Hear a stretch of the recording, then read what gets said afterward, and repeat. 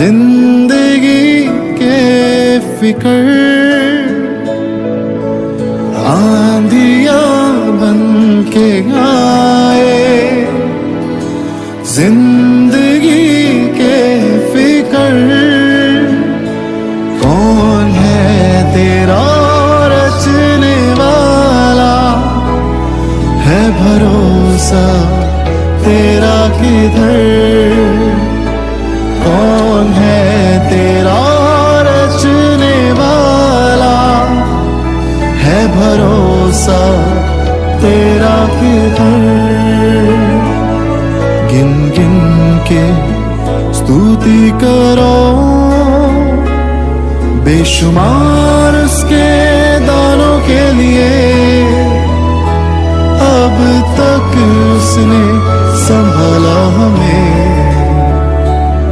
अपनी बाहों में लिए हुए, अब तक उसने संभाला मुझे, अपनी बाहों में लिए हुए। आप सुन रहे हैं सुबह संदेश मॉर्निंग वॉइस। अब प्रभु का दास एन रघुस्वरट से वचन से बांटा जाएगा। शुभ संदेश को सुनने वाले हमारे प्यारे भाइयों बहनों, आप सबको प्रभु यीशु मसीह में प्रेमी सलाम। सुबह के हमारे अध्ययन के लिए मत्ती रचित सुसमाचार अध्याय 4 कलम 23 से लेकर अध्याय 5 की पहला 2 कलम तक मैं पढ़ूँगा। Gospel of Matthew chapter 4 verse 23 to chapter 5 verse 1 and 2। यीशु सारे गलीले में फिरता हुआ उनके आराधनालयों में उपदेश करता और राज्य का सुसमाचार प्रचार करता और लोगों की हर प्रकार की बीमारी और दुर्बलता को दूर करता रहा, और सारे सीरिया देश में उसका यश फैल गया, और लोग सब बीमारों को, जो नाना प्रकार की बीमारी और दुखों में जकड़े हुए थे और जिन्हों में दुष्टात्मा थी और मृगी वाली और लकवे की रोगियों को उसके पास लाए, और उसने उन्हें चंगा किया। गलील और दक्कपुलिस, यरूशलेम, यहूदिया और यरदन की नदी के पार से भीड़ की भीड़ उसके पीछे हो ली। वह इस भीड़ को देखकर पहाड़ पर चढ़ गया और अब बैठ गया, तो उसके चेले उसके पास आए और वह अपने मुंह खोलकर उन्हें यह उपदेश देने लगा, धन्य है वे जो मन के दीन है, क्योंकि स्वर्ग का राज्य उन्हीं का है।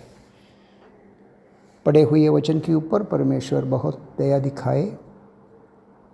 हमारे यीशु मसीह की मनुष्य अवतार इंसान के रूप में मनुष्यों के बीच में जब आया, उनके हर प्रकार की स्वभाव को ध्यान से सीखना चाहिए। यहाँ हमारा प्रभु गलीला देश के कफरनहूम में रहने लगा। समुद्र के किनारे चलते फिरते कई चेलों को अपने पास बुलाया, और अभी इतना नहीं, बहुत सारे लोग उनके पास आया। और हम ऐसे पढ़ते हैं, उनके पास जो लोग आए हैं, और हमको आश्चर्य लगेगा कि किस प्रकार एक व्यक्ति के पीछे ऐसे लोग आएगा। सारे दुर्बलता से पीड़ित लोग, सारी प्रकार की मर्गी से पीड़ित लोग, लकवे से पीड़ित लोग, लंगड़े, अंधे, मूंगे, दुष्टात्मा से भरा हुआ लोग, वो सारे के सारे बड़ा भीड़ उनके पीछे आया। और इतना नहीं है, सारे जगह से लोग उनके पास आया, और अन्य देश के लोग, हम पढ़ते हैं सीरिया और यरदन की उस पार यहूदा के और गलीला के चारों तरफ और प्यारों इस्राएल के भिन्न भिन्न इलाक़ों से लोग उनके पास आया और सारे भीड़ को देखकर प्रभु ने एक पहाड़ी देश में उस पहाड़ के ऊंचे स्थान में बैठ गया। और हम यहाँ पढ़ते हैं वो बैठ गया तो उसके चेले उसके पास आए। प्यारो, कितना धन्य बात है जब उसने परमेश्वर के राज्य के विषय में प्रचार करते थे, मन फिराव की संदेश देते थे और लोगों को चंगा करते थे, बीमारों की बीमारी की ओर कृपा दृष्टि करके करुणा करके उनको ठीक करके अपने घर की ओर भेजते थे। तब लोग उनके पास आया, बहुत बड़ा भीड़ उनके पास आया।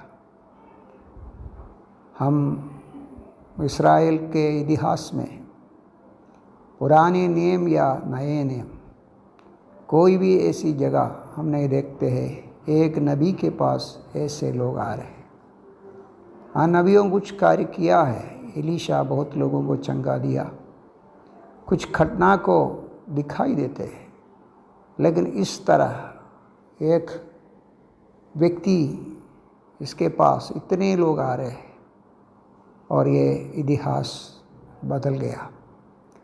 दूसरी एक बात है, उनके ऊपर उसने परमेश्वर के राज्य की संदेश दिया, उपदेश करने लगा उनकी आराधनालयों में। लेकिन मनुष्य की समस्या वो नहीं है, वो शारीरिक दुर्बलता बलहीनता उनके शरीर में बहुत दिखाई देते थे। प्यारो, ये बहुत दुर्दशा है। आज भी हम हमारे राज्य में और चारों तरफ भारत की भिन्न भिन्न इलाक़ों में और एशिया की भिन्न भिन्न राज्यों में, सोमालिया, अफ्रीका जैसे राज्यों में हम दृष्टि करके देखा तो कितने भीड़, कितने लोग, कितने हजारों हजारों संख्या में लोग दरिद्र अवस्था में, अकाल की अवस्था में, बीमार की अवस्था में। प्यारो, हमारे चारों तरफ जितने हॉस्पिटल है, दवाखाने की, वहाँ आप देख लीजिए, सिविल हॉस्पिटल, सरकारी हॉस्पिटल के, मेडिकल कॉलेज की वहाँ जाकर देख लीजिए, क्या भीड़ है प्यारो, क्या भीड़ है। सारे के सारे दुर्बलता में पड़ा है। इन दुर्बलताओं को, इन बलहीन अवस्था को, इन बीमारों को ठीक करने के लिए क्या दुनिया में कोई दवा है या कोई वैद्य है? नहीं प्यारो।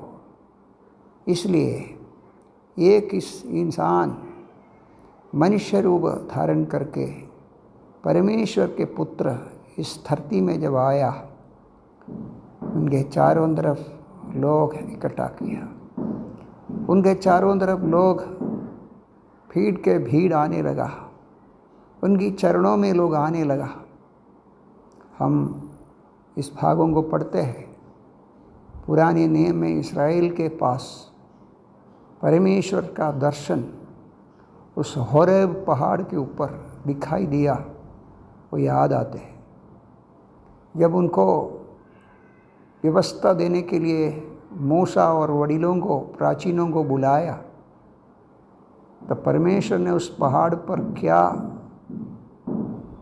शब्द, क्या तुरही, क्या बादल, क्या बिजली, क्या आवाज़ हम पढ़ते हैं पर्वत पहाड़ गूंज उड़े, इतनी आवाज़, इतनी भयानक। हम पढ़ते कि जानवर भी उस पहाड़ को छू नहीं सकते थे, करीब जा नहीं सकते थे। इस्राएल कहते हैं परमेश्वर हमारे से बात नहीं करना। केवल मूसा परमेश्वर के पास गया, डरते कांपते हुए अवस्था। यहाँ ऐसा नहीं है प्यारो। हम पढ़ते हैं हमारा प्रभु इन सारे बलहीनताओं के बीच में, बलहीन लोगों के बीच में कमज़ोर लोगों के बीच में, बीमारों के बीच में प्रभु बैठ गया और उसके चेले उसके पास आया और कितने उसके करीब आया, कितने उसने उसके छूने लगा, कितने लोग उसके वस्त्र को छूने लगा, उसके छाया में बैठा और चंगा पाया। प्यारो, आज सुबह हमारा हृदय धन्यवाद से भरते हैं। तब उसके मुंह से एक शब्द निकला, धन्य है जिसका मन दीन है, परमेश्वर के राज्य उन्हीं का है। आज सुबह हमारा प्रभु दीन बनकर आया, मनुष्य बनकर आया, मानव रूप धारण करके आया। हम मानव के रूप में नम्र होकर, दीन होकर उसके करीब आया तो क्यों उसका राज्य हमको नहीं मिलेंगे? निश्चित रूप में हमारी बलहीनता को, हमारी पापों को, हमारी अवस्था को हम उसके करीब जाकर बता सकते हैं। वो हमारे लिए काफ़ी है, हमारे लिए वैद्य है, श्रेष्ठ वैद्य है। उसके समान कोई नहीं है प्यारो। और हमारी दुर्दशा को देखकर अपने प्राण दूसरे एक पहाड़ में, गोलगोथा पहाड़ में, कालवरी के उस पहाड़ के ऊंचे स्थान में सूली पर हमारे लिए बलिदान के रूप में दिया। परमेश्वर होते हुए तीसरे दिन जी उठा। कितना आशा भरी जीवन प्रभु हमको दिया। आइए आज सुबह उसके पावन चरणों में डर बिना, भय बिना आइए, आपको सुनने के लिए, आपको छूने के लिए, आपसे बात करने के लिए परमेश्वर उसके प्यारे पुत्र तैयार है। क्या आप तैयार हैं उसके पास आने के लिए? आइए, प्रभु इन वचनों के द्वारा हम सबको आशीष दे। जय मसीह।